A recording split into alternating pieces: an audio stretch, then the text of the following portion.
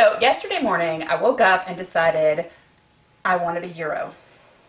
Now, I don't make a beef lamb mixture to make true gyro meat, so I'm going to make a grilled chicken one. But the way to start is pita bread. So I have 2 cups of hot water. I have 2 cups of flour. I have 2 packets of yeast, or 4.5 teaspoons. And I have 2 teaspoons of sugar.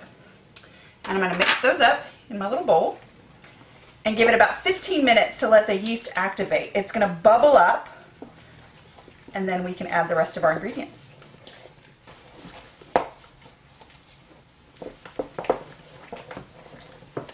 So we have what it looks like a paste, kind of.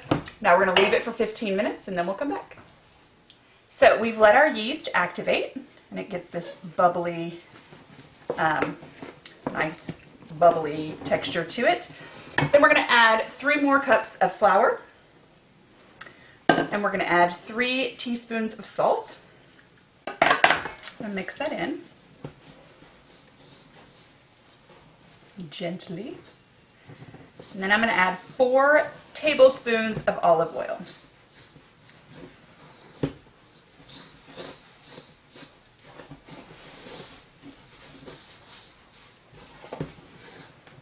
Okay. And we're just going to drizzle this olive oil over the top and stir again. And then you'll notice I put on gloves. That's because I have to knead bread. Usually when I make bread, I do it in my mixer, but pita bread is really picky, and so it's much easier to do it by hand than it is in the mixer. It just doesn't get the right consistency. All right, so we're going to take a lightly floured surface, like this.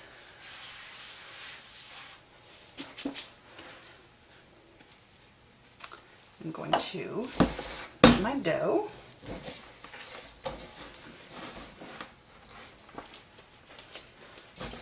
And all of those little pieces. And now I'm going to knead the dough, and it's going to be about 5 or 6 minutes. You want to get a nice elastic dough that pulls apart but doesn't break. So it's really just a matter of pushing it down, pushing it back together. And if it starts to stick to your hands or it starts to stick to the surface, you can add a little bit more flour. In the recipe, I call for 5 cups of flour and then an extra ½ cup. That's what this is. It's for flouring the surface, and then in case you need it for the dough, you can add more. It does not appear, you see, it's not sticking. And this is an arm workout.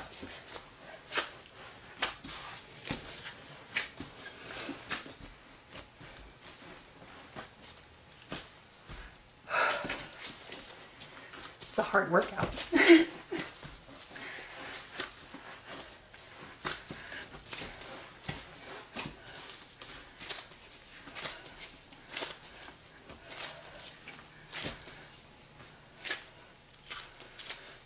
Okay, so see how it's smooth and it's elastic and it's bouncing back? That's what we're looking for. I'm going to knead it just a couple more minutes. Actually, probably just a minute or so, and then we'll be done.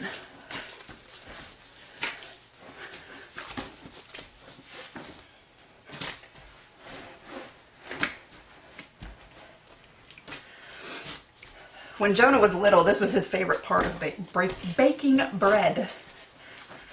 I would just sit him on this little stool and let him beat the bread.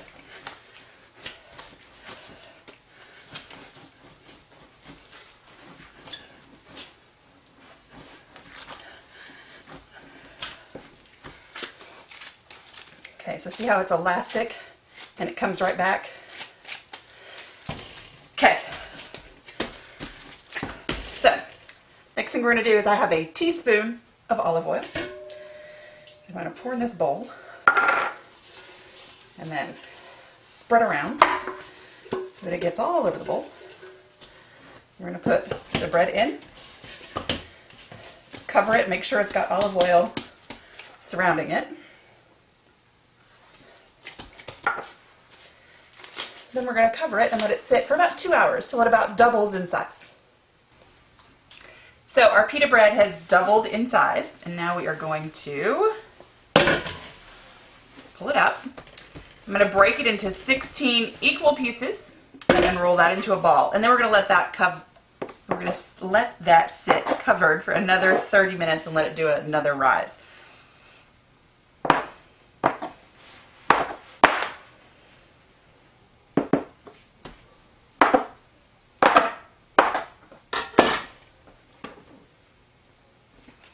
So what we're going to do is roll it into a ball.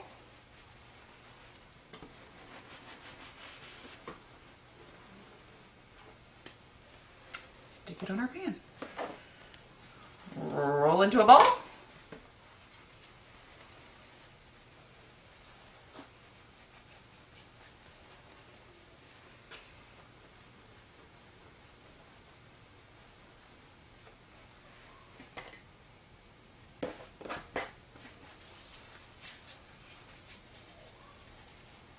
And we'll continue to do this until all 16 pieces are done.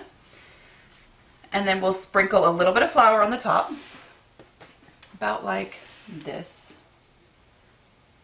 And then cover the whole thing and wait 30 more minutes before we cook them. So now we have our 16 equal pieces of pita rolled out, a little of flour sprinkled over the top. We're just going to set a simple kitchen towel over the top and let it sit for the next 30 minutes until it rises again, and then we'll roll it out and cook it on our cast iron skillets. So our pita bread has been rising for 30 minutes.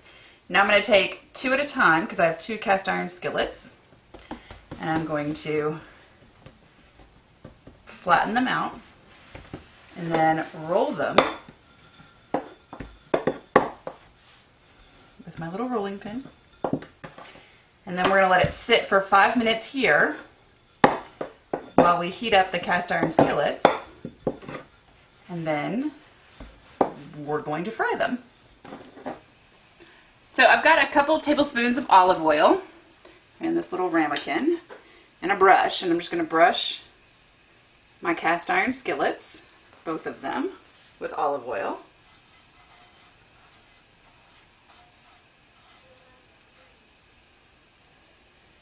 And then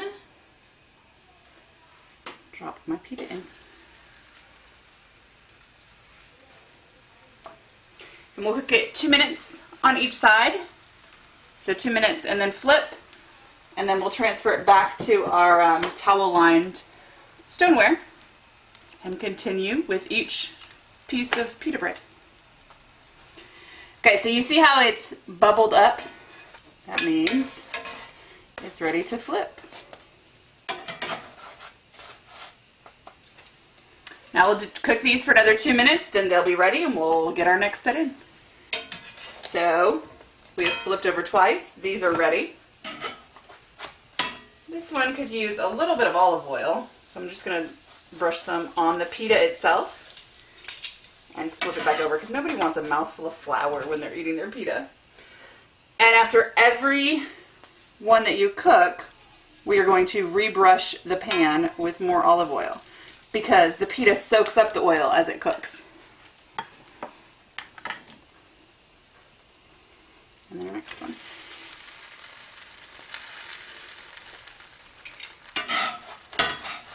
See those beautiful brown, golden brown marks? That is the sign of a cooked pita.